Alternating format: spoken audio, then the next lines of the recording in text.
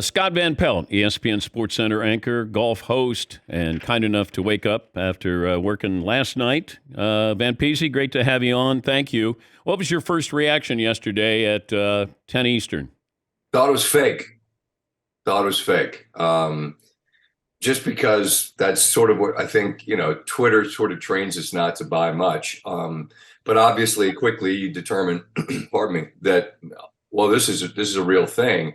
And it's stunning. And I was thinking about this last night and this morning in chatting with you that, we've both been fortunate to be at this for a while. And there are moments, real bombshell news moments that you just think, wow, whoa, rather. There's a lot of wow moments in sports. This was a whoa, because just the things that the commissioner had said, using 9/11 as a reason never to be in business with the Saudi fund, and then now, hey, these are great guys, so here we go. What he said yesterday about you dealing with the information that he's got and that things change. Well, it's not what changed here. Yeah. You connect the dots, and you could certainly look to litigation, which is costly, and discovery, which I don't think either side's particularly interested in. But my reaction was just that I was amazed, given the rhetoric, and given the specific things that Commissioner Monahan had said, that this was the direction that they went. And I can tell you, his players were as well. What bothers you the most? Well, look, just to be clear, when it comes to business, I'm rarely troubled by what people decide to do. The players that went to live, they had, in some cases, 9-figure decisions to make. And I never held that against anyone, because I've never had that decision to make. And many of the people that will, very, vociferously moralize about that in their lives have not been confronted with that. So I find that very difficult business to do.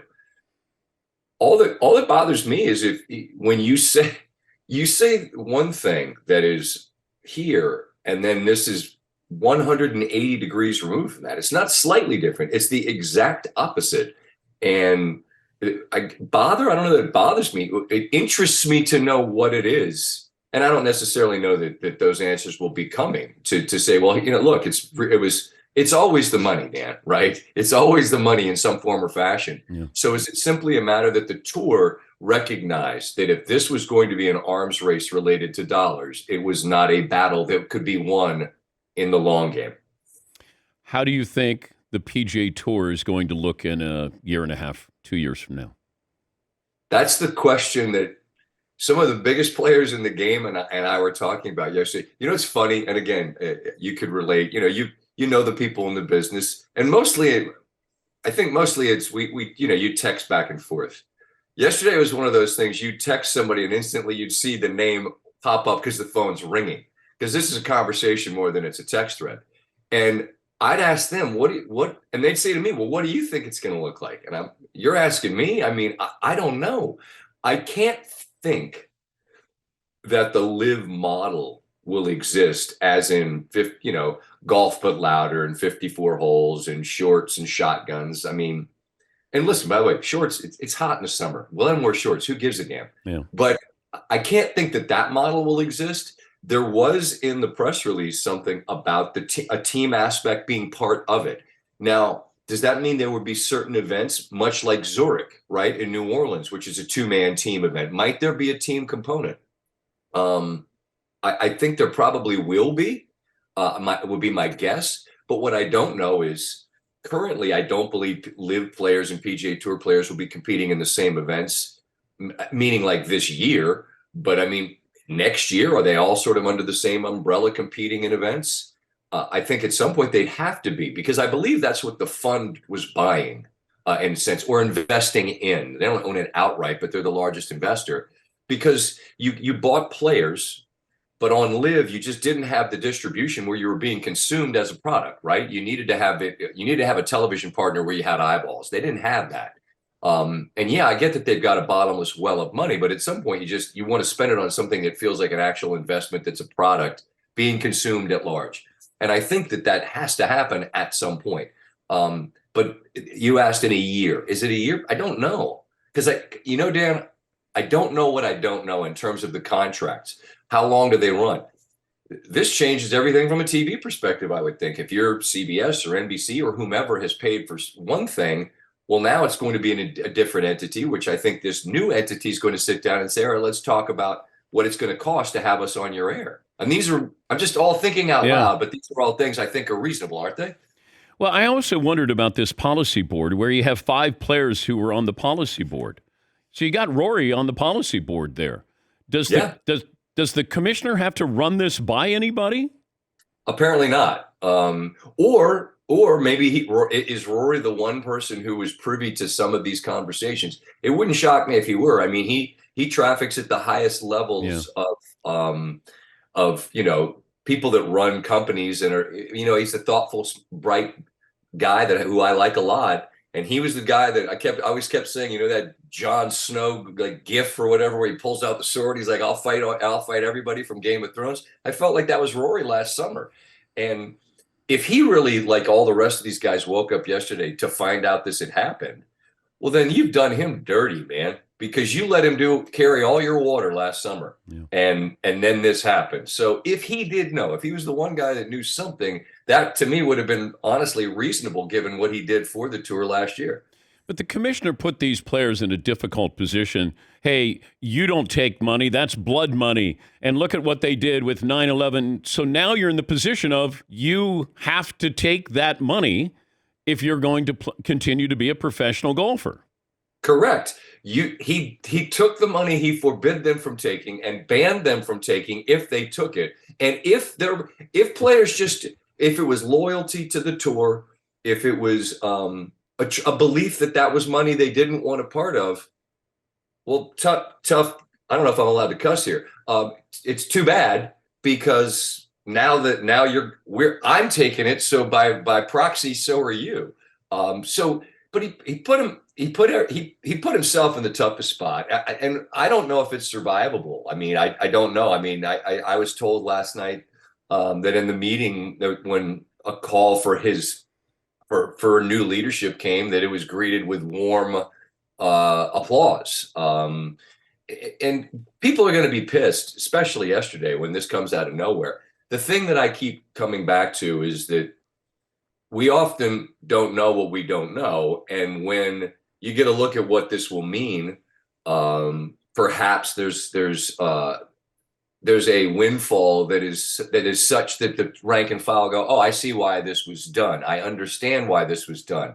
But without that, we're currently operating on, well, how does this work again? Yeah. Well, I couldn't take 10 million, 20 million, in some cases, a 9-figure deal. I don't know what the Tiger offer was for real. But I don't care how rich you are. The money that they were offering him is life-changing money, even for a really rich dude, and he didn't take it. Yeah, we're just trying to figure out the context of this. It's basically, hey, this is happening. We're not quite sure what the future is going to hold, or we're not going to tell you that. I want to know what Jay Monahan got.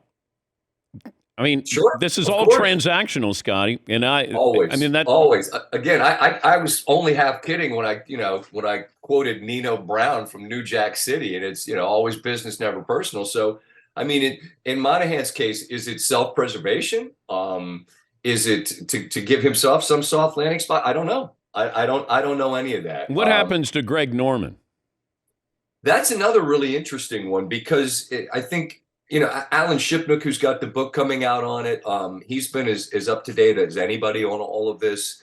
And the guys from No Laying Up, who do a great job. I think all of them were I believe, like, right to point out that when it was revealed that Greg found out about it just before they went on CNBC and really wasn't mentioned in the press release as having a role.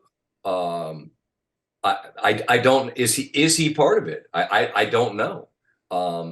But I think, and again, if people are interested in our conversation, I think Alan wrote a really interesting piece sort of about his perspective on the winners and the losers and why Greg was really vindicated here, because as you know so well, you've been covering golf for so many years. This has always been Greg's thing. Yeah. It goes back decades that this was something he kind of wanted to do. And it seems that Monahan essentially took yesterday what he said would never happen just a couple of years ago. And they could have avoided all of this had they done it. And Norman pushed for it all these years. And, some version of it is going to end up happening. It's like when Steve Jobs got pushed out at Apple.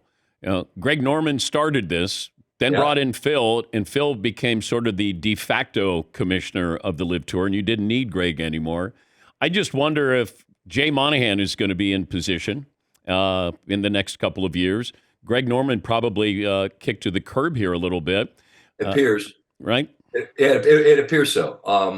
But I mean, I guess, as you point out, in whatever industry that you might look at the highest levels, when things happen like this, are all the people that are the part of the beginning of it, part of the end of it, and the success of it? Maybe not. But I mean, already at warp speed, we went from one to the other of where things now are. But again, where are we? I don't know.